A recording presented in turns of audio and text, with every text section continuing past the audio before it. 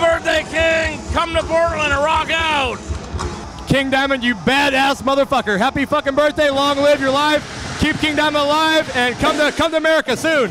Happy birthday, King. Hope it's going good. We're having fun for you. Happy birthday, man. Abigail was one of the very first albums I ever heard in my life. Fucking changed me. I'm so glad to hear that you're on the mend. I know we had a real scare there for a minute, but I hope that you come to the United States, come to Portland, Oregon, play a goddamn show. Happy birthday, King Diamond. King Diamond!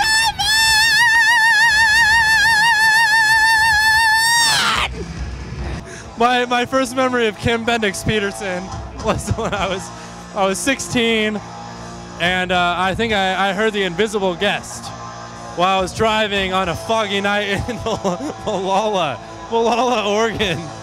That was my first introduction. Yeah, I was hooked. I think my first memory was I was sitting on a snowy mountain and Kim Peterson sent me a dozen black roses. And it was total hysteria. And, you know, I was a corpse without soul because I was born in the cemetery. So I was like, no real big deal. But whatever, we're just gonna talk to Matt about some bullshit anyways. So it was a long time ago when I first heard King Diamond, and I had picked up Don't Break the Oath. And then immediately I threw all my other albums in the garbage because I knew that was the only thing I ever needed to listen to again. And from that moment on, I knew my life's goal was to become King Diamond's personal trainer. So I'm gonna make you fit enough to keep playing metal for the rest of your life. In 1985, we played with King Diamond and Megadeth when I was in Mayhem. And coming down the stairs as he was coming up the stairs, I was dressed like Dr. Mastermind and he was dressed like King Diamond. And we had to go around each other like this. And the terrified look in his face was priceless. Priceless. We are still here partying it up at the unofficial King Diamond birthday bash right here in Portland, fucking Oregon. Let's give a shout out to King Diamond for his birthday.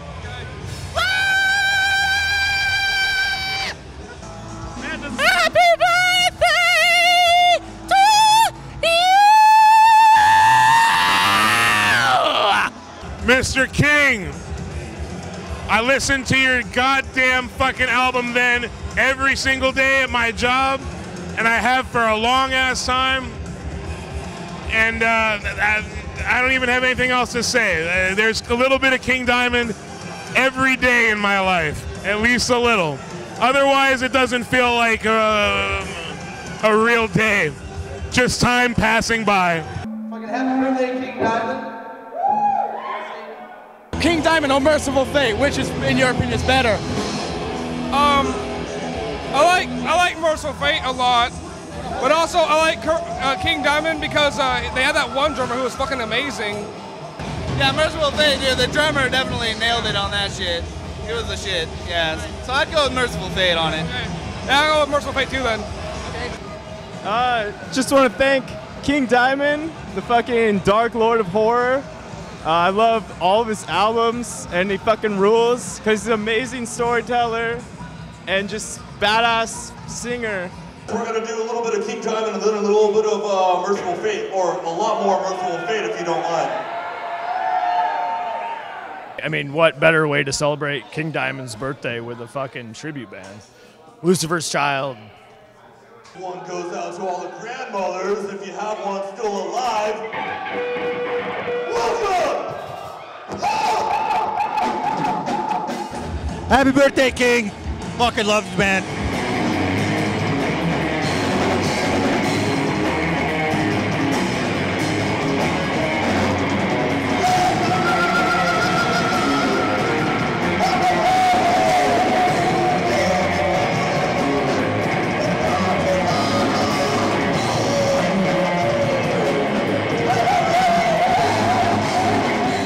I would just like to say such a great influence, obviously crushing it, and thank you, man, because without your music, then we would obviously not be doing this.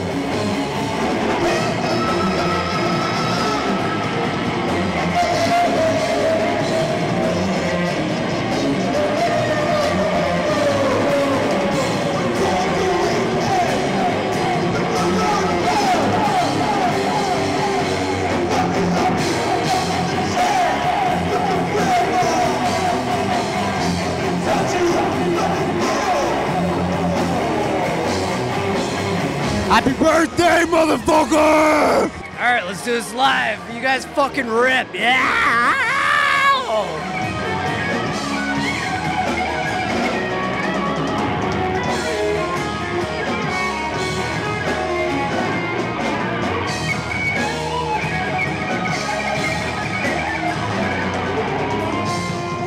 Happy birthday. Crush the rush. All right, and you want to give him a birthday shout out in your top best King Diamond impression? No. Come on.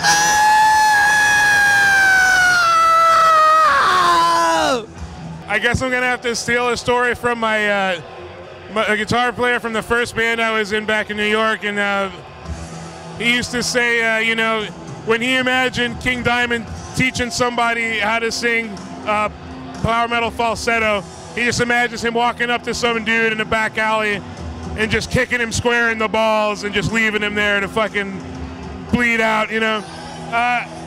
King Diamond is one of my fucking favorite entertainers of all time. He's been doing this shit for fucking ever, and he's still doing it, and he kills it, and he makes it look easy, dude. Super awesome. I mean, unofficial birthday bash, whatever. Any homage to King Diamond is a fucking valid excuse to fucking pay tribute to the man, dude. Satan! The first time I listened to King Diamond, my nuts dropped. It was awesome. Me too. I remember bumming smokes when I was like 14, going off to the fucking school and shit, smoking my smokes, listening to Mercyful Fate. Tonight the circle's meeting again to tell you, King Diamond, happy birthday. And also Andy LaRoque, you're a fucking awesome shredder, man. I love you. Yeah, I had to be like 14 or 15, man. You know, listening to like, you know, fucking Don't Break the Oath, you know, some Mercyful Fate shit, man. It was awesome, man. It's like, again, I never heard nothing like that before. It's like, really, those vocals are coming from that guy, man? It's awesome, man. He's so high tone and so high pitched, you know? Like, nobody gets that high pitched, you know what I mean? Like, I remember my first King Diamond experience when I was 14 or 15 years old. And my best friend, Robbie Murphy Hendricks, was coming over to my house for a sleepover, and I knew we needed something to listen to, and I went down to the shitty record shop, and they had the Graveyard, and we took the Graveyard home, and we listened to it all night long. And ever since then, I've been totally hooked. So happy birthday, King Diamond. all right, my first memory of it was about 10 years ago. My buddy Shad was getting me into metal again. All I really heard was Metallica and Megadeth and Slayer. He's like, no, if you love horror movies, you'll love Mercyful Fate and King Diamond. And I fucking just went crazy for it. I bought all the albums, and I've been a big fan for about 12 years now.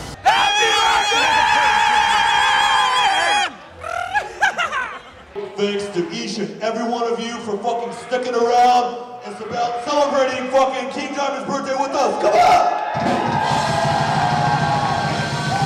Oh yeah!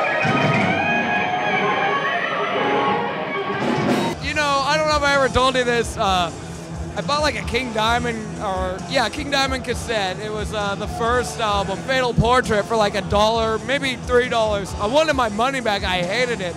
Like at the beginning of 2003, I finally heard something, and at that same time, I started respecting it.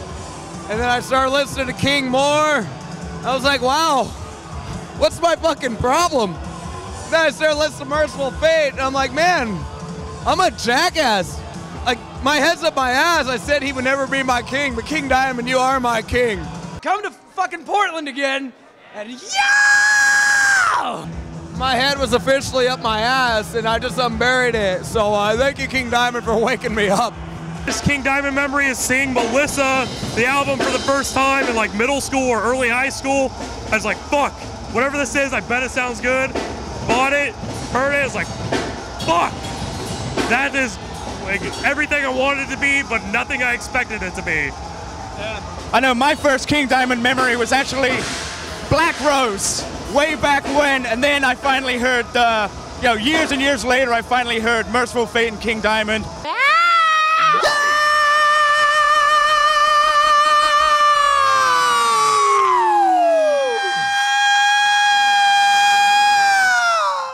Invited? Come to the Portland. If King Diamond played in Portland, it would be sold out like instantly.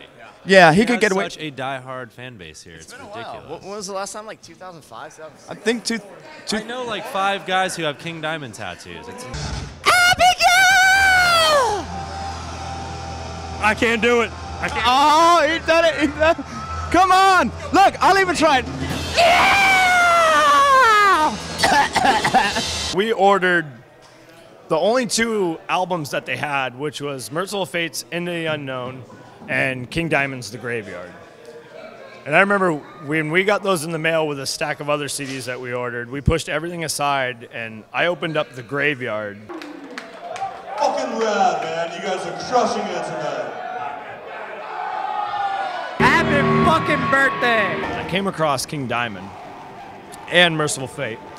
So I think it was a King Diamond song I heard. I couldn't even tell you which one it was. But I heard it and I was like, well, this is cool, like crazy, you know. I'm a big Iron Maiden, Judas Priest fan growing up, all that, you know, fucking 80s metal shit. And, but I heard that and I was like, this is different. Like, this is, you know, this isn't fucking Megadeth or Metallica. Like, this is fucking, like, deep, dark shit.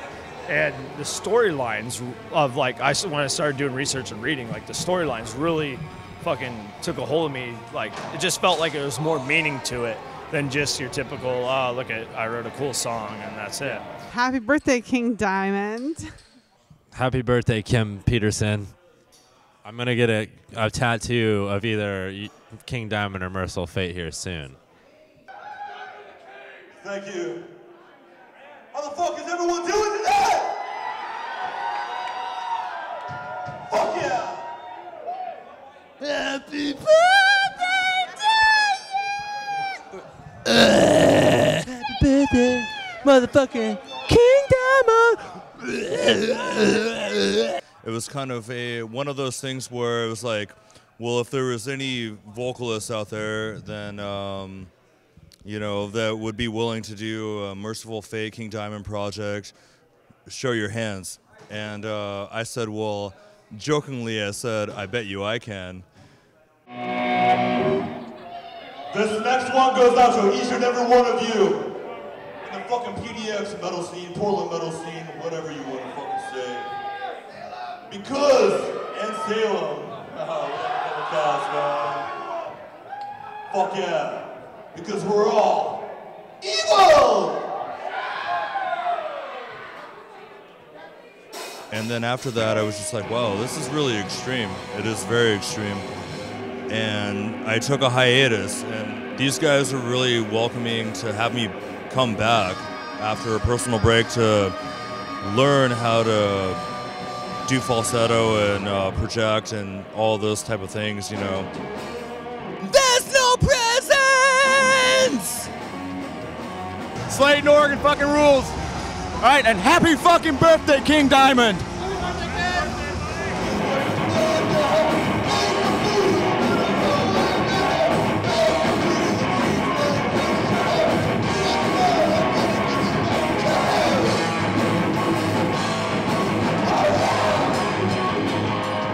Come to Portland. Come to Portland. Lola Henderson is a great makeup artist. She's the one that's done the makeup 99% of the time. Happy birthday, King Diamond. Actually, I had like never heard King Diamond until I was like 17 or something like that. And then I finally saw King Diamond live. I think it was like back in like 2005 or 2006 or something like that. And it was kind of like, whoa, like, what the fuck is this? This is like crazy. There's like all this guitar shit going on and then all this, you know, crazy vocals and stuff like that. So I immediately went home and I got on eBay and I spent probably like $100 or something, like buying the first 2 Mercyful Fate records, like on vinyl. And that was it from there, so. For me, I was predominantly listening to death metal, and a guitarist friend of mine at the time, he was listening to other various types of heavy metal, and he had showed me Melissa, and as soon as I heard Melissa, that was that. I was hooked, and that's about 10 years ago, maybe 12 years ago now that I really think about it. But Melissa and I believe he showed me Abigail and them as well. But hearing that, it was just altering, you know, at that point, you know, listening to death metal and being exposed to such other genres of heavy metal. really good, and very fortunate, you know, to hear it at that time. You guys having fun? Celebrating fucking King Diamond's birthday!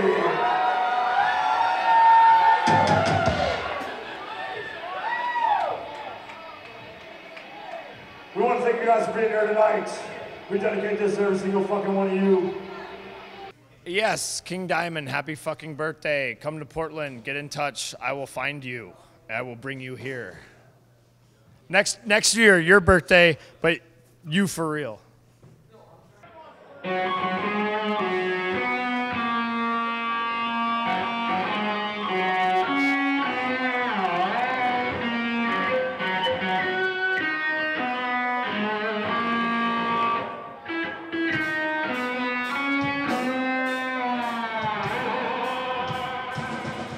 Thank you guys. Slayed in Oregon, fucking awesome. All right, King Diamond. Tonight the circle's meeting again to tell you happy birthday, man. Happy fucking birthday from the brothers and sisters of the Portland metal scene. Kraus.